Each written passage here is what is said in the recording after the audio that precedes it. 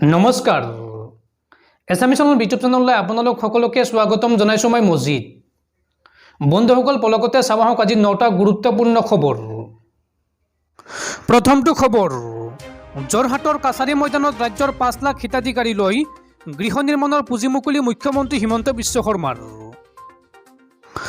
যোৰহাট কাছাৰী ময়দানত বৃহস্পতিবাৰে পঞ্চায়ত আৰু গ্ৰামোন্নয়ন বিভাগৰ দ্বাৰা আয়োজন কৰা এক বৃহৎ অনুষ্ঠানত মুখ্যমন্ত্ৰী ডক্টৰ হিমন্ত বিশ্ব শৰ্মা আৰু গ্ৰামোন্নয়ন আৰু পঞ্চায়তী ৰাজ মন্ত্ৰালয়ৰ কেন্দ্ৰীয় মন্ত্ৰী গিৰিৰাজ সিং উপস্থিত থাকি অসমত প্ৰধানমন্ত্ৰী আৱাস যোজনা গ্ৰামীণৰ অধীনত 5 লাখ হিতাধিকাৰী লৈ গৃহ আবণ্টন আৰু পুঁজি প্ৰদান আনুষ্ঠানিকভাৱে মুকলি কৰে।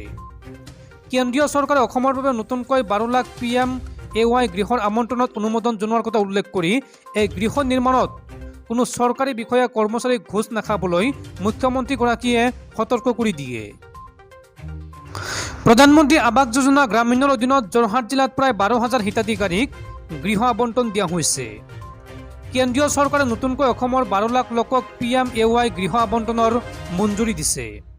প্ৰথম পৰ্যায়ত সমগ্ৰ অসমতেই আবণ্টন দিয়া 5,10,000 হিতাধিকাৰীক একোটা গৃহ নিৰ্মাণৰ বাবে 1,30,000 টকাকৈ দিয়া হ'ব।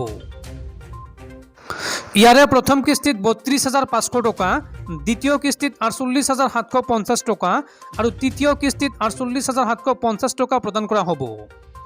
ইয়াৰ লগতে হিতাধিকাৰীসকলক MGNREGAৰ অধীনত দৈনিক 229 টকা মজুৰি হিচাপে 95 দিনত 21,755 টকাৰ মজুৰি প্ৰদান কৰা হ'ব। যোৰহাটত কেন্দ্ৰীয় মন্ত্ৰী গিৰিৰাজ সিঙৰ উপস্থিতিত বৃহস্পতিবাৰে আনুষ্ঠানিকভাৱে এই আঁচনিৰ প্ৰথম কিস্তি 1,657 কোটি টকা মুকলি কৰে মুখ্যমন্ত্ৰী হিমন্ত বিশ্ব শৰ্মাই। পৰৱৰ্তী খবৰ প্ৰাকৃতিক দুৰ্যোগৰ সময়ত জিঅ'ৰ প্ৰশংসনীয় পদক্ষেপ উত্তৰ পূবৰ 4 ৰাজ্যলৈ জিঅ'ৰ বিনামূলীয়া সেৱা।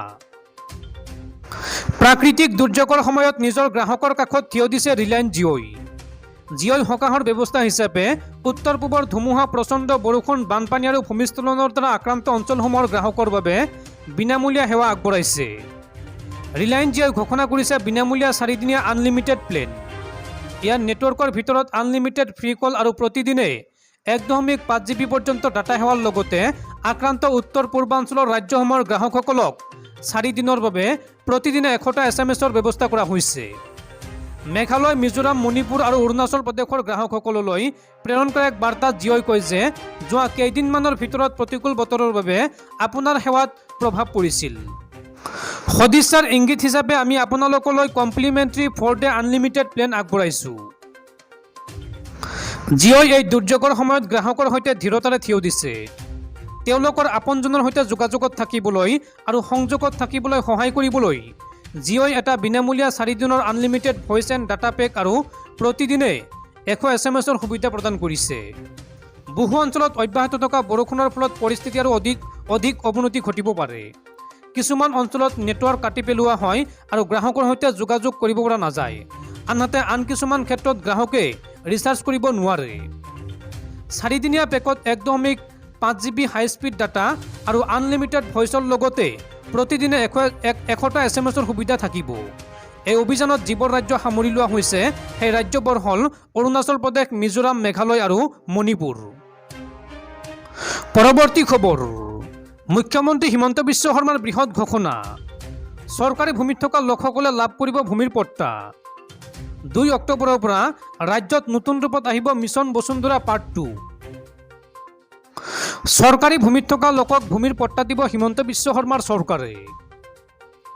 ভূমিহীন লোকেও ভূমিৰ অধিকাৰ লাভ কৰিব। 2 অক্টোবৰৰ পৰা ৰাজ্যত আৰম্ভ হ'ব মিছন বসুন্ধৰা পাৰ্ট 2। যদিহে এতিয়াও মাটি বাৰী সমস্যাৰ বাবে আবেদন কৰা নাই তেন্তে পুনৰ আবেদন কৰিব পাৰিব আপুনি। 2 অক্টোবৰৰ পৰা নতুন ৰূপত আহিব মিছন বসুন্ধৰা। ভিজিআৰ পিজাৰত বসবাস কৰা লোকে লাভ কৰিব ভূমি। এই বৃহৎ ঘোষণা মুখ্যমন্ত্ৰী হিমন্ত বিশ্ব শৰ্মাৰ। বন্ধুসকল তাৰপিছত 4 নম্বৰ খবৰটো জনোৱাৰ আগতে আপোনালৈ এটা সৰু ৰিকুৱেষ্ট, যদি এতিয়ালৈকে এইটো ভিডিঅ'ত লাইক কৰা নাই তেন্তে প্লিজ এটা লাইক কৰি দিয়ক আৰু এনেকুৱা ধৰণৰ নতুন নতুন ভিডিঅ' পাবলৈ চেনেলটো ছাবস্ক্ৰাইব কৰি কাষত থকা বেল আইকনটো প্ৰেছ কৰি ৰাখক। পৰৱৰ্তী খবৰ পুনৰ বিতৰ্কত নিষিদ্ধ ঘোষিত উগ্ৰপন্থী সংগঠন আলফা স্বাধীন। আলফাৰ ম্যানমাৰৰ শিবিৰত 4 কেডাৰৰ মৃত্যুক লৈ পুনৰ চাঞ্চল্য। স্বাধীন অসমৰ সপোন লৈ 2011 চনত তিনিচুকীয়া জিলাৰ পেঙেৰি থানাৰ অন্তৰ্গত তৰাণী গাঁৱৰ 4গৰাকী যুৱকে যোগদান কৰিছিল নিষিদ্ধ ঘোষিত উগ্ৰপন্থী সংগঠন আলফা স্বাধীনত। 4গৰাকী যুৱকে আলফা স্বাধীনৰ ম্যানমাৰৰ শিবিৰত উপস্থিত হোৱাৰ পিছত ফোনযোগে পৰিয়ালক জানিব দিছিল আলফা স্বাধীনত যোগদান কৰাৰ কথা। কিছুদিন পূৰ্বে আলফাৰ ম্যানমাৰস্থিত শিবিৰত বিজু গগৈৰ মৃত্যুৰ বাতৰিয়ে সমগ্ৰ তিনিচুকীয়া জিলাখনতেই চাঞ্চল্যৰ সৃষ্টি কৰিছিল। নাগৰিকত্ব সংশোধনী আইন চমুকৈ কা বিৰোধী আন্দোলনৰ সময়ত আলফাত যোগদান কৰিছিল আছু নেতা বিজু গগৈয়ে। এতিয়া পুনৰ একেটা অঞ্চলৰ পৰা আলফা স্বাধীনত যোগদান কৰা 4জন কেডাৰৰ মৃত্যু হোৱা বুলি খবৰ ওলোৱাৰ পাছতেই ব্যাপক চাঞ্চল্যৰ সৃষ্টি হৈছে। পৰিয়ালৰ লোকে আলফা স্বাধীনৰ পৰা ঘূৰি আহি আত্মসমৰ্পণ কৰা কেইবাগৰাকীও কেডাৰৰ লগতে বিভিন্ন উৎসৰ পৰা মৃত্যুৰ খবৰ পাই আহিছে যদিও এতিয়াও নিশ্চিত হ'ব পৰা নাই। আলফাৰ শিবিৰত মৃত্যু হোৱা বুলি খবৰ আহি পৰা পেঙেৰি থানাৰ অন্তৰ্গত তৰাণী গাঁৱৰ সৰুকৈ দহটি ওৰফে মন অসম, গম্ভীৰ মৰাণ ওৰফে আনন্দ অসম, সৰুকণ মৰাণ ওৰফে অৰূপ অসম আৰু ৰত্নেশ্বৰ দহটীয়া ওৰফে ভাইজান অসম বুলি জানিব পৰা গৈছে। আলফা স্বাধীনৰ পৰা আহি আত্মসমৰ্পণ কৰা একাংশ সদস্যই পৰিয়ালৰ লোকক জানিবলৈ দিয়া মতে কেইবাবছৰ আগতে এই 4জনৰ ভিতৰত 3জনক ম্যানমাৰৰ শিবিৰৰ পৰা পলাবলৈ চেষ্টা কৰাৰ কাৰণে মৃত্যুদণ্ড দিয়াৰ লগতে এজন সদস্য জণ্ডিছ ৰোগত আক্ৰান্ত হৈছিল।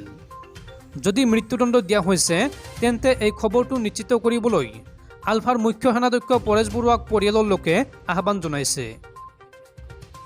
পৰৱৰ্তী খবৰ, বিজেপিৰ বিধায়ক শিবু মিশ্ৰই সাংবাদিকৰ পিঠিত উঠি বান পৰিস্থিতিৰ বুজ লোৱা সন্দৰ্ভত এইবাৰ প্ৰতিক্ৰিয়া প্ৰকাশ কৰিছে মুখ্যমন্ত্ৰী হিমন্ত বিশ্ব শৰ্মাই। বিধায়ক শিবু মিশ্ৰক উপদেশ মুখ্যমন্ত্ৰী হিমন্ত বিশ্ব শৰ্মাৰ। হিমন্ত বিশ্ব শৰ্মাই কয় যে বিধায়কে পিঠিত উঠিলে নহ'ব, বিধায়কেহে ৰাইজক পিঠিত উঠাব লাগিব। ৰাজ্যৰ লাখ লাখ লোক বানপানীত ককবকাই থকাৰ সময়তে সামাজিক মাধ্যমত ভাইৰেল হৈ পৰিছে লামডিঙৰ বিজেপিৰ বিধায়ক শিবু মিশ্ৰৰ এটা ভিডিঅ'। দামী পোছাক দামী জোতা পিন্ধি ভোকে পিয়াকে থকা বন্যাটোৰ খবৰ ল'বলৈ গৈছে বিধায়কগৰাকীয়ে আৰু সেই সময়তে তেওঁ সংঘটিত কৰিছে এক লজ্জাজনক কাণ্ড।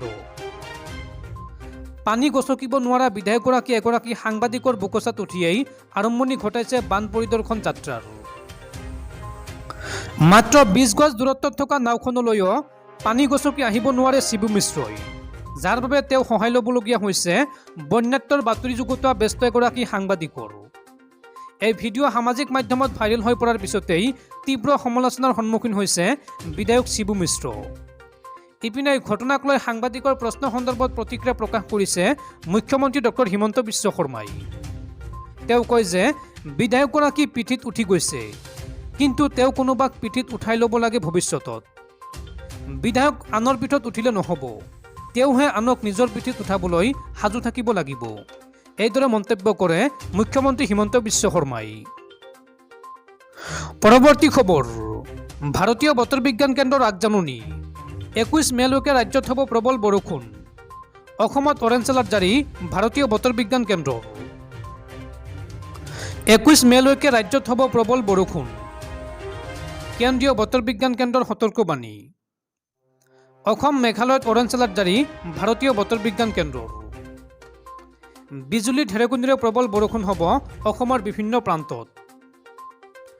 বংগোপসাগৰত সৃষ্টি হোৱা নিম্নচাপৰ বাবেই হিমালয়ৰ উপকূলীয় অঞ্চলত হ'ব প্ৰবল বৰষুণ। উত্তৰ পূৰ্বাঞ্চলৰ আটাইকেইখন ৰাজ্যতেই প্ৰবল বৰষুণৰ সতৰ্কবাণী ভাৰতীয় বতৰ বিজ্ঞান কেন্দ্ৰৰ। পশ্চিমবংগতো প্ৰবল বৰষুণৰ সতৰ্কবাণী দিলে বতৰ বিজ্ঞান কেন্দ্ৰই। বিগত 24 ঘণ্টাত ৰাজ্যৰ বহু প্ৰান্তত 10 চেণ্টিমিটাৰতকৈও অধিক বৰষুণ হৈছে। পৰৱৰ্তী খবৰ, পুনৰ হুৰাহুৰে বাঢ়িছে সোণৰূপৰ দাম। চাওঁ আহক সোণৰূপৰ শেহতীয়া মূল্য। বৃহস্পতিবাৰে সোণৰ মূল্য দিল্লীৰ বুলিয়ন বজাৰত পুনৰ বৃদ্ধি হোৱা দেখা গৈছে। বিবাহৰ বতৰত চাহিদা বৃদ্ধি হোৱাত সোণৰ মূল্য 76 টকা বৃদ্ধি হয়। ইয়াৰ বিপৰীতে আজি ৰূপৰ দাম 710 টকা কম হয়। এই বৃদ্ধিৰ ফলত আজি সোণৰ দাম পুনৰ 50,000ৰ সীমা অতিক্ৰম কৰিছে। দিল্লীৰ বুলিয়ন বজাৰত আজি প্ৰতি 10 গ্ৰাম সোণৰ দাম হৈ গৈ 50,027 টকা।